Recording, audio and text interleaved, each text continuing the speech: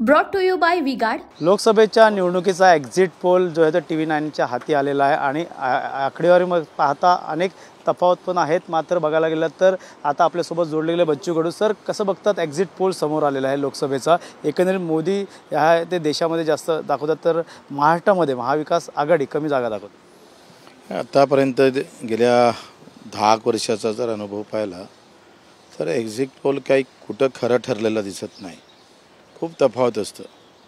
त्याच्यानं हे अंदाजित आलेले जे काही आकडे आहे हे फार चुकीचे पण असतात आणि मला असं वाटतं त्याच्यावर विश्वासही कोणी ठेवू नये। 11 लाख लोकांचं व्होटिंग होतं आणि 2,000 लोकांना विचारून आपण एक्झिट पोल काढतोय, तर हे अंदाज काही फार खरे असते असं नाही आहे। भाइयों बहनों, उनके राज में पावर रहे अनस्टेबल और हम रखे सब स्मूथ और स्टेबल। हमारा नेता कैसा हो जो स्टेबल पावर दे वैसा हो। अब की बार वी गार्ड एसी स्टेबलाइजर का चमत्कार। मोदी अनेक वेळा महाराष्ट्रात सभा रोड शो केले, मात्र 45 पारचा आकडा सांगण्यात आला होता, मात्र कुठेतरी तो देखील आकडा पूर्ण करताना या ठिकाणी दिसत ते अजून काही सांगता येणार नाही ना। 4 दिवसानंतर तुम्ही निकाल लागेल तेव्हा सगळ्या गोष्टी स्पष्ट होईल। दुःख निवडणुकीतलं असं आहे का आम्ही गावात नेतृत्व करतो, तिथं या सगळ्या निवडणुकीच्या काळात शेतीमालाला भाव नव्हता, उलट तुरीचे भाव त्यावेळेस पडले, सोयाबीनचे भाव निवडणूक चालू असताना पडले। ते निवडणुकीत मुद्दे होऊ शकले नाही। मुंबईत जर पाहिलं तर अजूनही घराचा प्रश्न, त्याच्यातून लुटीचं तंत्र उभं केलं, तो मुद्दा या मुंबईत कधी दिसला नाही। दुःख याचं आहे, कोणाच्या किती सीटा येते ह्या फार विषय महत्त्वाचा नाही आहे। राज्यकर्ते 75 वर्षापासून राज्य करत आहे, पण ते जनतेसाठी आहे का स्वतःसाठी आहे हा प्रश्नचिन्ह लोकांसमोर आहे। उनका बैकअप सिर्फ कल तक और हमारा चांद तक। हमारा नेता कैसा हो जो नॉन स्टॉप बैकअप दे वैसा हो। अब की बार वी गॉट इन्वर्टर बैटरी का चमत्कार। ठिकाणी जसं तुम्ही म्हणालात, मात्र अमरावतीची जागा बघितली आपण कुठेतरी पिछाडीवरती आहे असं दाखवतात। नवनीत राणा आघाडीवर देखील असे। मी तुम्हाला पहिलेच म्हटलं का तुमचे एक्झिट पोल म्हणजे अतिशय बोगस, म्हणजे त्याला काही आधारच नाही, तर त्याला काही अर्थ नाही ना। काय वाटतं अंदाजे जनता कोणाच्या बाजूने आहे? एकंदरीत विकासाचे मुद्दे असतील, मात्र दुसरीकडे जातीचं देखील राजकारण या ठिकाणी झालं। विकासाचा मुद्दा निवडणुकीत कुठंच राहिला नाही। धर्म आणि 2 धर्मातले वाद दिसले, मुस्लिम एका साईडनं जाताना दिसले, हिंदू एका साईडनं जाताना दिसत होते आणि मग उमेदवाराची जात पाहून प्रतिस्पर्धी कोणत्या जातीचा आहे तशी एक मोठी लढाई दिसली। विकासाचं तर दुरून आहे, म्हणजे दुर्बीण लावून तरी तो भेटला नाही, असंच एकंदरीत चित्र होतं। मात्र मोदी अनेक वेळा इथे येऊन गेलात, का वाटतं विकासाची गंगा या ठिकाणी नक्की? माझं काय म्हणणं आहे, सत्तेत कोणी असू दे, ते लोकांच्या बाजूची किती आहे ते महत्त्वाचं आहे आणि मग ते जर नसेल तर त्याला काही अर्थ उरत नाही। तुम्ही किती डावले याच्यापेक्षा तुम्ही लोकांना किती फायदा करून गेले हा फार महत्त्वाचा विषय आहे। काय सुविधा करून दिले। आज 75व्या वर्षामध्ये सुद्धा लोक पाण्याविना मरतात, घर नाही म्हणून मरावं लागतं। अशा विचित्र अवस्था 75व्या वर्षामध्ये का आहे? श्रीमंत आणि गरीब असे एक नवीन जातीचं समीकरण इथं निर्माण केलं। अधिक कष्ट करणारे आणि अधिक बेमानीनं जगणारे। या देशामध्ये अधिक बेमानीनं जगणाऱ्या लोकांचं भलं आहे आणि इमानदारीनं जगणाऱ्या लोकांचे हाल आहे। हे चित्र बदललं पाहिजे ना। अमरावतीमध्ये खास करून काम झालंय का? नवनीत राणांनी काम केलं का? त्यांनी देखील सांगितलं की येणाऱ्या काळात उद्धव ठाकरे हे मोदीबरोबर 15 दिवसामध्ये दिसणार आहेत।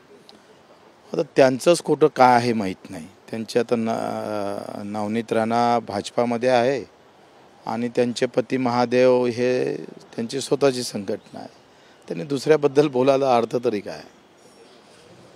खऱ्या अर्थाने तिथं कामं झाली का? तुम्ही देखील तिथं आपला कॅन्डिडेट दिला होता। काम तुम्ही कसं आहे, तुम्ही असा प्रॉपर एका मतदारसंघापुरतं मी बोलत नाही आहे, आपण पुऱ्या देशाचा विचार करतो आहे। तुम्हाला आता आम्ही काय झालं आहे, मीडियावाल्याचा हा मोठा अभ्यास कमी पडतो आहे। म्हणजे कुठल्या प्रश्न आपण लावून धरायचे, हे स्वयंविकास एवढी मोठी बिल्डिंग यांनी स्वतःहून बांधली, हे टी व्हीवाल्यांना कधीच दाखवले नाही आणि तुम्हाला दाखवता येणार नाही. तुमच्या मीडियाचे हे मोठे प्रॉब्लेम आहे. आम्ही कायच्यासाठी आलो? एक्झिट पोलसाठी आलो का? आम्ही आलो हे स्वयंविकास बिल्डिंग यांनी स्वतः कशी बांधली.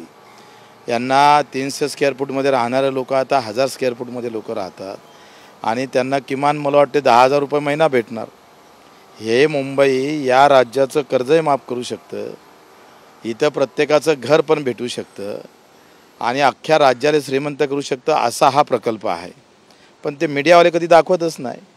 तुम्ही जरी दाखवायचं म्हटलं तर तुमचे वरचे जे आहे ना ते एवढे शाकीर आहे, तर त्याच्यानं तुमचे प्रॉब्लेम आहे. तुम्हाला किती महिना भेटतं सांगा ना, तुम्ही किती महिना भेटतं? ह्या कॅमेऱ्यावाल्याला किती महिना भेटतं आणि त्या AC मध्ये बसणाऱ्या तुमच्या रिपोर्टरला किती महिना भेटतं ते पहा, ते दाखवा ना एकदा. प्रकल्प चांगला आहे, मात्र त्यांनी आपल्याकडे सांगितलं पत्रकार परिषद घेतली असतं आम्ही दाखवलं असतं. तुम्ही काय दाखवतच नाही. तुम्हाला आता पत्रकार परिषद न घेता आले की नाही आले तुम्ही? कशासाठी? एक्झिट पोल ज्याला काही अर्थच नाही आहे. तुम्ही सांगा इथून 2 दिवसांना निवडणुकीचे निकाल लागणार आहे आणि आज एक्झिट पोलवर तुम्ही प्रतिक्रिया घेता. एवढे मूर्ख तर कुठंच सापडत नाही मला. एवढे मूर्ख आहे कुठं? तुम्ही सांगा 2 दिवसामध्ये तुमचा निकाल जाहीर होणार आहे आणि तुम्ही आज एक्झिट पोलवर प्रतिक्रिया घेता. एवढी मूर्खता आली कुठून मीडियामध्ये? अंदाजे मानलेला आहे तो एक्झिट. काय अंदाज आहे? किती अंदाज खरे? अंदाज काय तुमचा? अंदाज काय? अंदाजचा संबंधच नाही आहे. असेल या देशामध्ये काय नाही. ब्रह्मदेव नाही आहे, राजकारणात अभ्यास तुम्हाला देखील ज्योतिष नाही आहे. मी अंदाज सांगणार एवढं काही मी अभ्यासही केला नाही आहे. अंदाज ज्याला विचारा, ज्यानं अभ्यास केला असेल त्याला. अनुभव तुमचा आहे. कायचा अनुभव आहे? अनुभव आमचा काम करण्याचा आहे. राजकीय अनुभव फार कमी आहे. तो जर असता तर आतापर्यंत आम्हीच कुठंतरी कलाटणी दिली असती. आमचा सामाजिक अनुभव आहे. प्रहारकडे चांगल्या दिशेने बघितलं जातं, त्यामुळे नक्कीच प्रहारचे अनेक उमेदवार अनेक ठिकाणी पण उभे राहिले असते. का वाटतं कोणत्या ठिकाणी विकास होणं गरजेचं? तुम्हाला हेच माहीत नाही. तुम्ही पहिले आमचा उमेदवार एकाच ठिकाणी उभा राहिला, अनेक ठिकाणी उभा राहिला नाही. पहिली गोष्ट त्याची माहिती नाही आहे, तो मोठा प्रॉब्लेम आहे विकासाचा. मी तुम्हाला चांगल्या कामासाठी ज्या ज्या ठिकाणी कामं झाली नाही अशा ठिकाणी प्रहारचे उमेदवार उभे राहिले, मात्र अमरावतीच फक्त राहिलंय एकाच ठिकाणी. एकाच ठिकाणी राहायचं कारण जिथं आमची ताकद आहे, आमचे 2 आमदार आहेत तिथे, म्हणून केलं. इथं साधी गोष्ट आहे ना.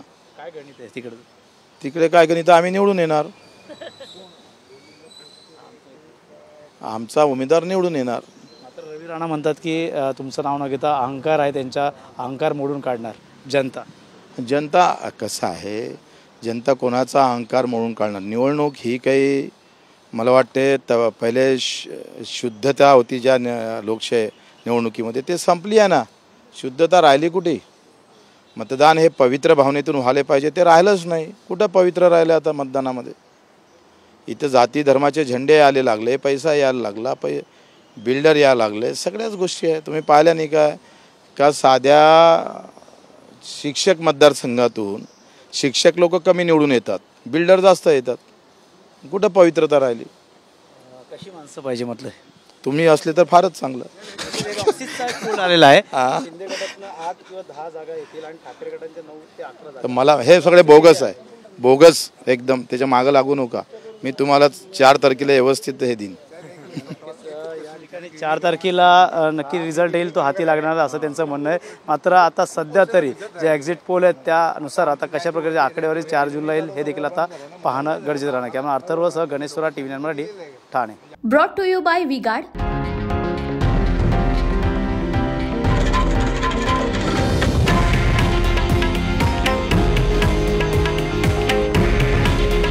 हे आहे देशातील नंबर 1 न्यूज नेटवर्क आणि आपण पाहत आहात TV9 मराठी. काळजी तुमची, हित महाराष्ट्राचं.